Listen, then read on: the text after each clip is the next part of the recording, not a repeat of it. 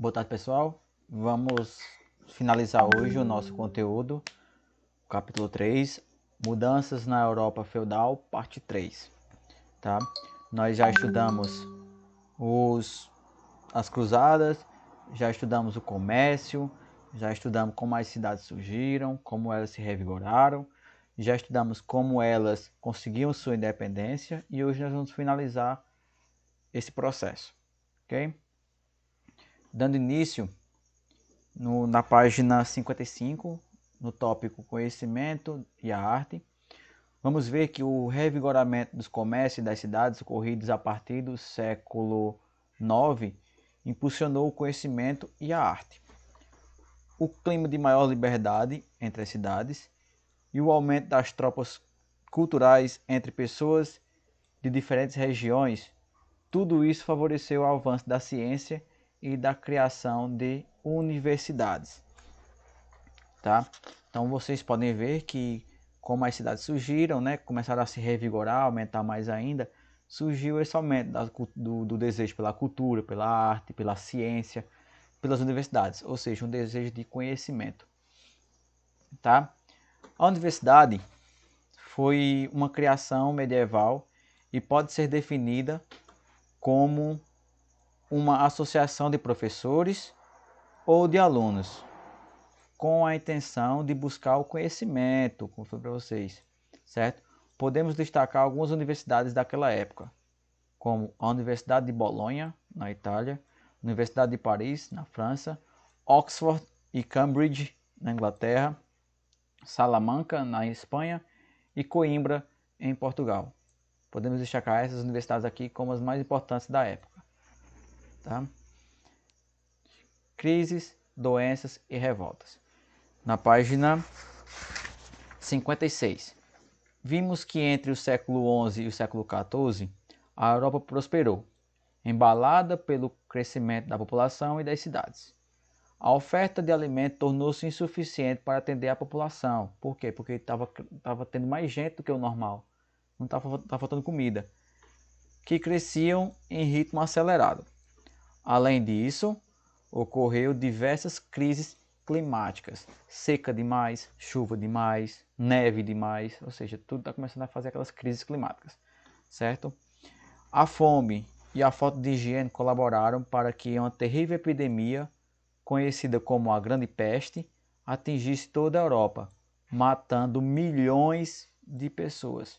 Ou seja, isso aqui, a parte das crises climáticas e da fome e da grande peste está voltado para esse tópicozinho aqui, ó, crises e doenças, tá?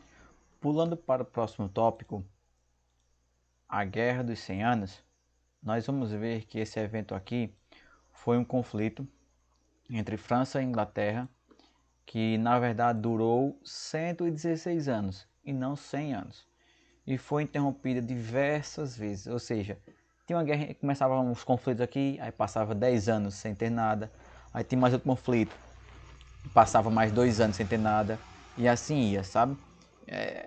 Começava e parava, e durou 116 anos, mas ela é conhecida como Guerra dos 100 Anos. Esse evento contribuiu mais ainda para a crise do século XIV, tá? Só que a França saiu vitoriosa, mas os nobres perderam força após essa guerra. Não só os nobres da Inglaterra que perderam a guerra, mas os nobres da França também, porque eles investiram dinheiro em armamento, pagar soldados, os mercenários, alguns morreram e tudo mais. Já a burguesia dos dois reinos ganhou força, passando a ocupar importantes cargos na administração pública, ou seja, começaram a ganhar mais poder ainda. Vocês lembram da burguesia? Quem são esses? São os comerciantes que moravam nos burgos, ou seja, nas cidades. Tá?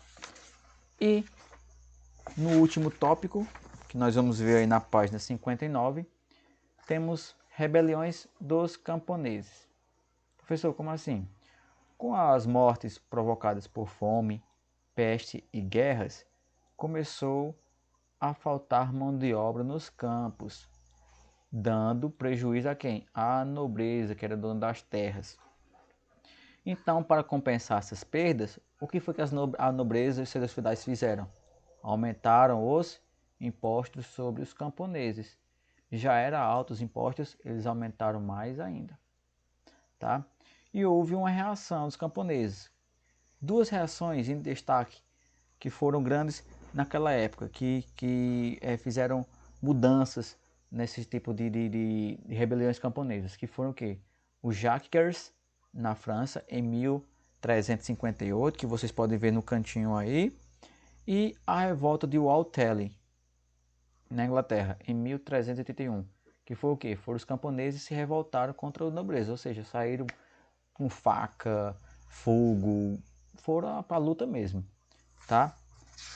Então é aqui que a gente dá conclusão ao nosso tópico, certo? Ao nosso capítulo 3, onde nós vimos toda a Idade Média, finalzinho da Idade Média, como a Idade Média foi se decaindo, como, desde o crescimento até o declínio.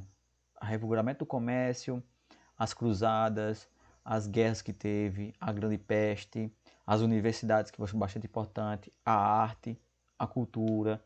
Então isso foi bastante importante para dar início ao que nós vamos estudar lá no capítulo 4, o Renascimento e o Humanismo, que aí sim já é tipo ponto final da Idade Média, para dar início ao nova era da história, tá?